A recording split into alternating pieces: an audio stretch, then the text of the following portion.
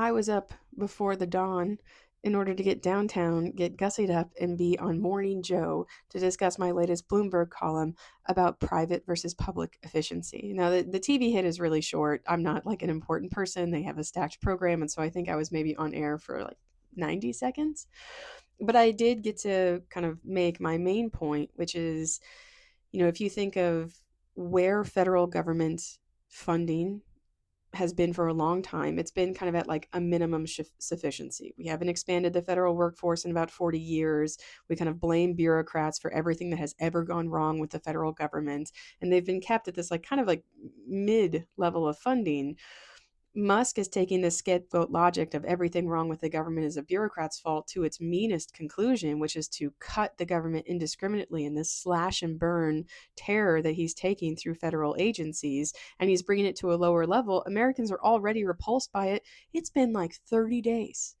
And he's hardly been there, and the polling is already people do not like him. They do not trust him. They do not think he's doing good things. And y'all, we haven't even really seen a true gap in services based on the people he's fired or the things that he's ended. I mean, yeah, you've seen gaps in services in African countries that have already felt the first effects of ending USAID. I mean, but wait till that hits middle America hard. Wait till Social Security checks gets paused or there's a data breach to Social Security, and this repulsion is going to grow. What I saw from this was the bright side of like, all right, people didn't like this because they both had a lot of money in the federal government, but not as great job with services. People hate this and they're only going to hate it more because they're losing services. And so that's the only place to go is up. And that, the reconciling what Musk and the Department of Government Efficiency is doing is going to be how do we reverse it? How do we erase it? And that really opens the door for big government, a new era of big government. So that's like a dirty word in politics to actually embrace the government doing things. And we've had for so long this kind of casual, assertion in politics that federal bureaucrats are awful. Everything the government does is awful.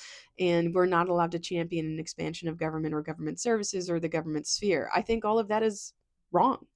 There are two types of efficiency when it comes to the allocation of goods and services. There's private efficiency that comes from markets, and there's public efficiency that comes from governments. Market efficiency trumps, right? The most efficient allocation of any good or service is going to be through a market. It will lead to the most efficient allocation. But that doesn't mean you like it. Just because it's efficient doesn't mean you embrace it. I could have an efficient allocation of health insurance that says, well, we'll give health insurance to anybody, but if they get sick, we drop them from our plan. I mean, that's the most efficient allocation of health insurance. Certainly the most efficient allocation of health insurance would not insure 70-year-olds. That's why we have Medicare. I could come up with a really efficient allocation of weather information on a subscription model where, I sell the information coming from my team of meteorologists and scientists to give weather warnings, and I'd make a ton of money, and it would be very efficient, and poor people would have no idea when a tornado is coming because they can't afford it. We don't like private market efficient allocations of some goods and services. It violates our morals, our principles, our values. We think it's cruel. We think it's unfair. And that defines what the government is meant to do. We need a national weather service. We need a national oceanic and atmospheric association. We need Medicare. We need, places, you can see it in places where we haven't stepped into. Like we really need the government to step in for childcare because it's an incredibly efficient allocation of a good that makes working while you have young children and early childhood education a luxury when it should be a right. So I think people understand that the government is not a market efficient allocation, but we've almost demonized the idea of saying out loud, but you don't want a market allocation in this instance. You don't want it for this good or service. And so I try to carve in the piece this notion of public efficiency. Public efficiency, the allocation of goods and services to maximize welfare, to maximize our values. And it doesn't make sense to say, yeah, it's going to be as efficient as the market because it won't, but it won't be as cruel. It won't be as judgmental. It won't be as anti-American or anti-democratic. And that's what the public goods are meant to provide. That's what the public service is meant to provide. So I try to set up this kind of notion of private versus public efficiency.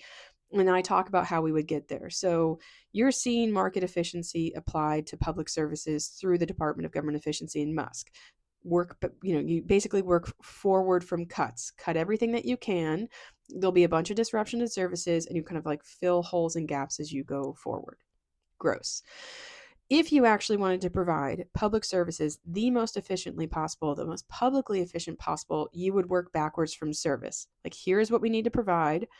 We need to provide healthcare for the elderly. So let's work backward from what they need to how we can provide it. We need to provide universal access to weather information so that people could not be in danger. So should something foreseeable occur, right? You have to work to start with the service that you want, the allocation that you want, and work backwards.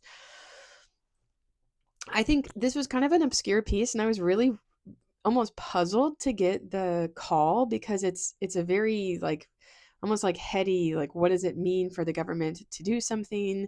And I was really surprised that I would get such a high media hit off of a column that was really about the philosophy behind the allocation of goods and services. But that must mean there's more appeal for understanding this than maybe I would think, and that people want to have the language to describe that there are certain things that the government is supposed to do. They're supposed to provide services, and they're never supposed to miss.